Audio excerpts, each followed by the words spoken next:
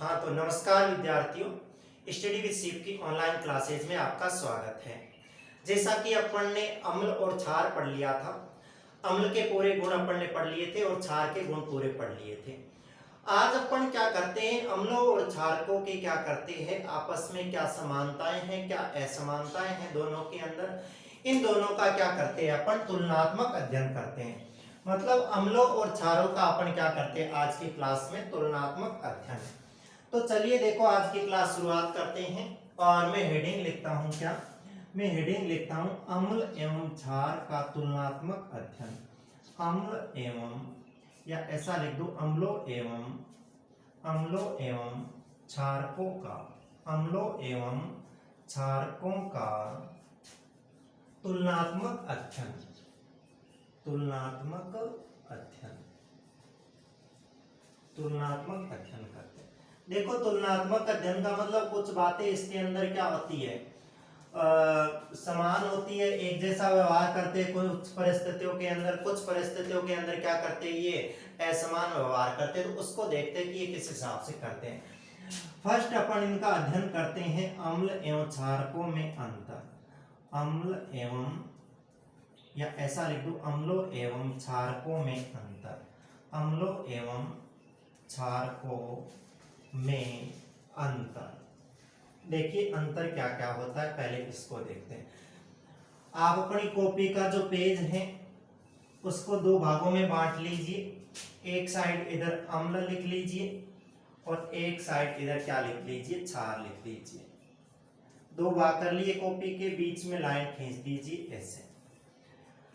तो देखो एक साइड अपन अम्ल को पढ़ते हैं कि अम्ल में क्या होता है, एक साइड क्षार में पढ़ते क्या होता है। पहले दोनों का क्या पढ़ते, अंतर पढ़ते, अंतर क्या होता है।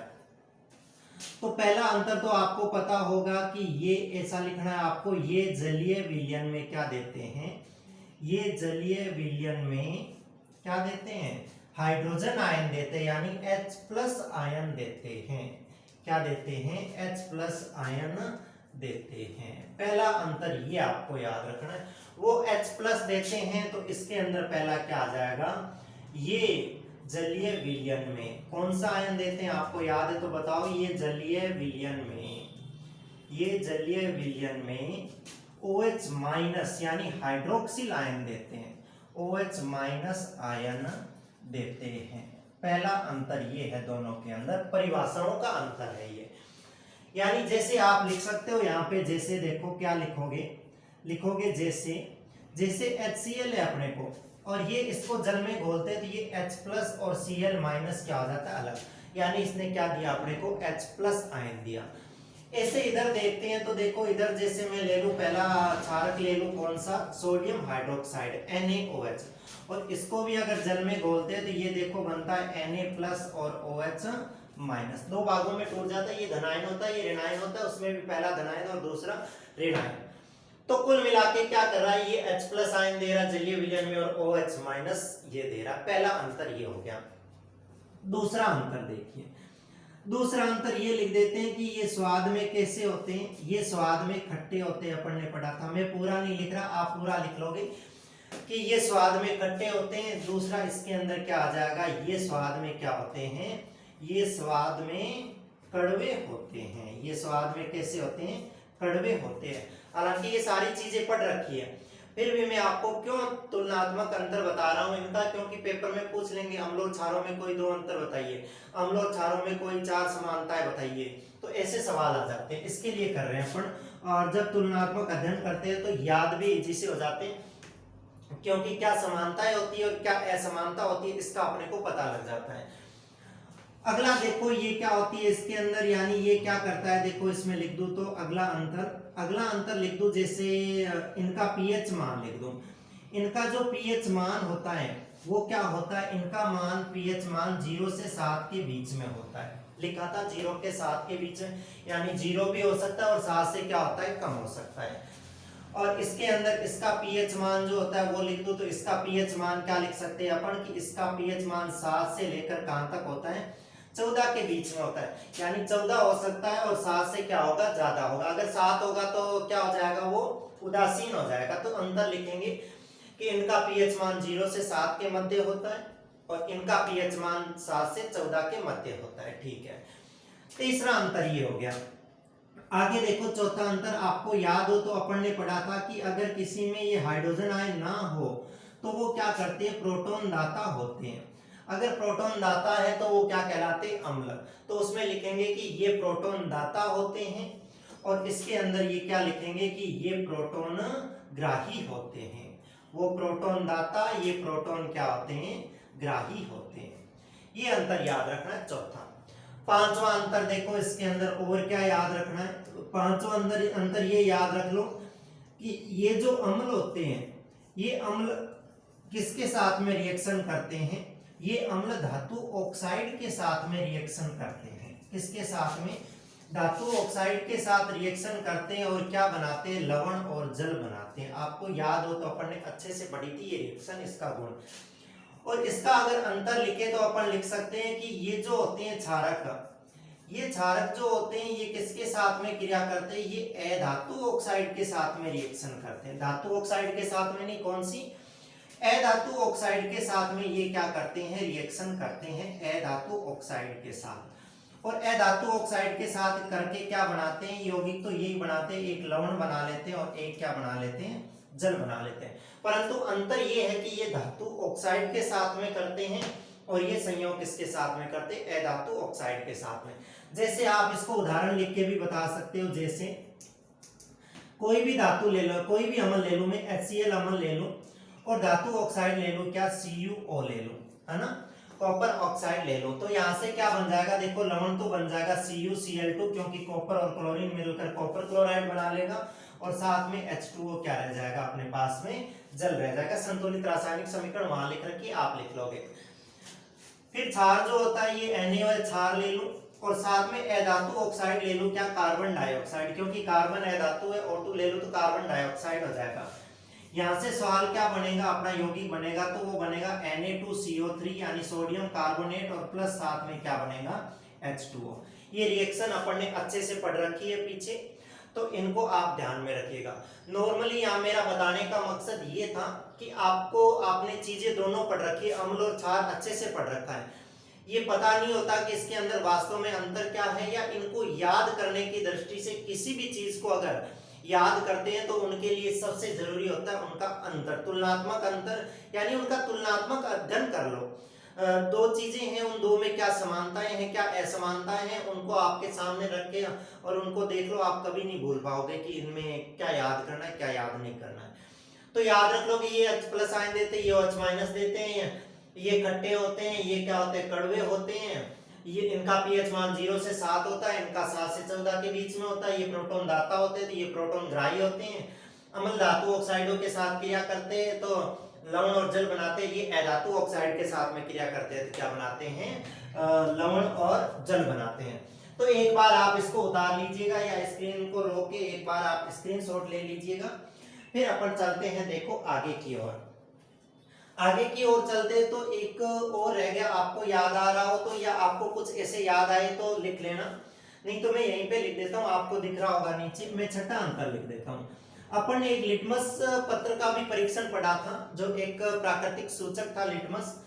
ये क्या करता है, ये जो है अम्ल जो होते हैं ना, वो क्या करते हैं, नीले लिटमस को किस में बदल देते हैं, लाल लिटमस में बदल देते हैं। तो इसमें लिखोगे कि ये नीले लिटमस को किस में बदल देते हैं, लाल में। और इसके अंदर छठा पॉइंट क्या लिखोगे कि ये इसका उल्टा काम करते हैं, ये लाल लिटमस को किस में बदल देते हैं, नीले में बदल देते हैं। तो ये भी अंतर एक याद रखना कि ये नीले लिटमस पत्र को लाल लिटमस पत्र में बदल देते हैं और ये लाल लिटमस पत्र को नीले में बदल देते हैं। तो इस हिसाब से आप इसको ध्यान रखिएगा, अम्ल और क्षारकों के अंदर अंतर। मैंने 6 अंतर लिखे, आपको पता चले कि 1-2 अंतर कोई छोड़ दिया मैंने, तो आप उसको अपनी मर्जी से इसके नीचे ऐड कर लीजिए। 6 इसलिए लिखा है क्योंकि इसमें से 6 पढ़ेंगे तो कुछ अपने दिमाग में रहेंगे और अपन पेपर में आसानी से लिख सकते हैं। तो आपने ये लिख लिए होंगे, मैं इनको मिटा दूं और आगे चलते हैं अपन क्या, अम्लों एवं क्षारकों में समानता क्या है, समानता के बारे में और पढ़ते हैं, क्योंकि तुलनात्मक अंतर में जो असमानता है वो भी पढ़ते हैं और जो समानता है उसको भी पढ़ते हैं। तो अभी चलते हैं और अपन क्या पढ़ते हैं, समानता के बारे में पढ़ते हैं।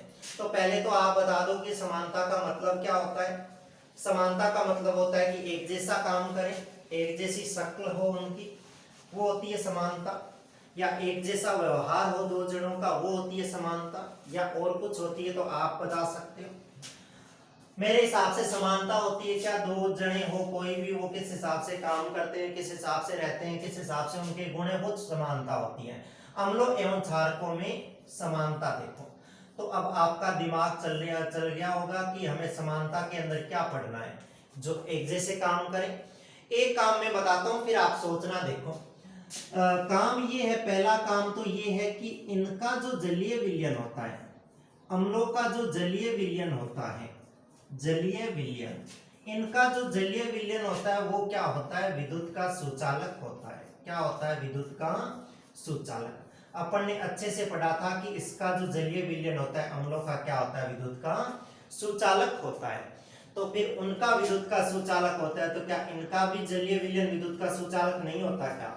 पढ़ा था ना, दोनों ही पदार्थ जो होते हैं अम्ल और क्षार, इनका जो जलीय विलयन होता है वो क्या होता है, विद्युत का सुचालक होता है। तो पहला तो समानता ये याद रखनी है कि अम्ल भी का भी जलीय विलयन विद्युत का क्या होता है, सुचालक होता है, और क्षारकों का भी जलीय विलयन होता है वो विद्युत का क्या होता है, सुचालक होता है। ठीक है, दूसरा और अंतर बताओ आपको, अगर कुछ याद आ रहा हो तो पहले आप सोचिए, इस वीडियो को रोक लीजिए और रोक के आप सोचिए कि क्या समानता हो सकती है। और इसके अंदर नहीं याद आ रही तो देखो मैं लिखता हूं, ये जैसे मैं ये लिखता हूं कि जो अम्ल होते हैं, ये अम्ल किसके साथ में रिएक्शन कर लेते हैं, अम्ल किसके साथ में कर लेते हैं, धातु के साथ में रिएक्शन कर लेते हैं।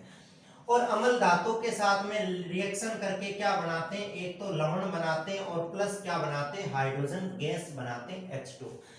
ऐसा का ऐसा काम ये करते हैं, इधर क्षारक ले लेते हैं और इनकी रिएक्शन अगर किससे करवा दूं, मैं किसी धातु से करवा दूं, हालांकि ये सारी धातुओं के साथ रिएक्शन नहीं करते, मैंने वहां पे बताया था, परंतु करते तो है ना, वो धातु के साथ रिएक्शन करते हैं, तो ये भी धातु के साथ रिएक्शन करते हैं, और जो वो यौगिक उत्पाद बनाते हैं वो सेम उत्पाद कौन बनाते हैं, ये बनाते हैं। जैसे मैं उदाहरण लिख दूं, देखो एक मैं उदाहरण अम्ल तो ले लूं, HCl प्लस धातु ले लूं, कौन सी, जिंक ले लूं, कॉपर ले लूं, एल्यूमिनियम ले लूं, सोडियम ले लूं, कुछ ही ले लूं। मैंने शायद वहां पे सोडियम ली थी तो सोडियम ले लूं, तो यहाँ से एक क्या बन जाएगा, NaCl लवण बन जाएगा, और एक हाइड्रोजन क्या बन जाएगी, गैस। संतुलित कर लेना, वहां पे लिखी हुई है समीकरण। क्षारक लेते हैं तो जैसे मैं एक क्षारक ले लूं, NaOH क्षारक ले लूं मैं, NaOH प्लस में कोई भी एक धातु ले लूं, जिंक धातु ले लेता हूं, जिंक धातु ले लेता हूं, तो आपको याद होगा इससे एक अजीब सा की है ना यौगिक बना था, जिसको बोल रहे थे अपन क्या, सोडियम जिंकेट, यानी उसका सूत्र था Na2ZNO2, Na2ZNO2 और प्लस साथ में तो हाइड्रोजन गैस बनी रही थी। Na2ZNO2 जो था, ये Na2ZNO2 जो था ये क्या था, ये सोडियम जिंकेट था। Na2ZNO2 जो था ये क्या था, सोडियम जिंकेट था। तो ये अपन ने पढ़ा था। और आपको कुछ याद आ रहा हो तो देखो बताओ कि आपको कौन सा गुण याद आ रहा है, इन दोनों के अंदर समानता कौन सी याद आ रही है, जिससे अपन आगे एक और समानता लिख सकें। आपको जैसे अभी पढ़ी थी अपन ने, एक पीछे पढ़ी थी कि अम्ल जो होते हैं ना, जो अम्ल होते हैं वो क्षारों के साथ में रिएक्शन कर लेते हैं, तो क्या बनाते हैं, वो अम्ल क्षारों के साथ में क्रिया करके लवण और जल बनाते हैं। वैसा का वैसा ही क्षार अगर अम्ल के साथ में रिएक्शन कर ले तो क्या बनाएंगे, वो सेम ही बनाएंगे, कौन सा, जल और लवण। जैसे देखो मैं क्या लिख दूं कि अम्ल अगर किसके साथ में रिएक्शन कर ले, क्षारक के साथ में रिएक्शन कर ले, तो अपने को पता है क्या बनेगा, एक तो बनेगा लवण और एक क्या बनेगा अपने पास में, जल। दूसरी अगर मैं इधर लिखूं इसके अंदर तीसरा पॉइंट, तो अगर क्षारक भी, कौन सी, क्षारक भी क्या कर ले, इनके साथ में रिएक्शन कर ले, किनके, अम्लों के साथ में, तो भी ये क्या बनाएंगे, लवण और क्या बनाएंगे, जल बनाएंगे। याद होगा आपको, अम्ल चाहे क्षार के साथ करे चाहे क्षार अम्लों के साथ करे, बात तो एक ही है, तो दोनों की क्या ये समानता है। जैसे मैं दोनों में उदाहरण एक ही लिख देता हूं, जैसे एक अम्ल ले लेता हूं, कौन सा, HCl प्लस क्षारक ले लेता हूं, कौन सा, NaOH, और ये दोनों मिलके एक तो NaCl बना लेंगे और एक जल क्या बना लेंगे, H2O। इसका एक क्रम बदल के इसमें लिख दूंगा तो ये क्या आ जाएगा, सेम रिएक्शन इसके अंदर हो जाएगी। लिखने में मैं लिख दूं क्षारक ले लूं कौन सा NaOH लिख दूं, प्लस अम्ल कौन सा ले लूं HCl अम्ल ले लूं, और लवण बना दूं एक तो NaCl और एक क्या बना दूं जल बना दूं H2O। तो इस हिसाब से क्या हो जाएगा अपने पास में ये समानता हो जाएगी अम्ल और क्षार या क्षार और अम्ल आपस में रिएक्शन करके क्या बनाते हैं लवण और जल बनाते हैं। चौथा अंतर और आपको कुछ याद आ रहा हो तो बता दो, नहीं आ रहा तो एक सिंपल सा है मैं बता दूं, हालांकि पीछे पढ़ा नहीं होगा अपन ने, ये पढ़ा था कि ये जो होते हैं ये अम्ल होते हैं, ये क्या होते हैं जल में विलय होते हैं। क्या होते हैं जल में विलय होते हैं, मतलब ये जल में घुलनशील होते हैं, जल के अंदर क्या होते हैं ये घुल जाते हैं। तो इस हिसाब से इनका भी समानता होती है, ये भी क्या होते हैं जल में विलय होते हैं, जल में घुल जाते हैं। तो आप इसका चौथा समानता लिखोगे कि अम्ल भी यानी ये जल में विलय होते हैं, ये भी जल में क्या होते हैं विलय होते हैं। तो इस हिसाब से अपन ने 5-6 इनके अंतर पढ़े और 5-6 अपन ने क्या पढ़ी इनकी समानताएं पढ़ी।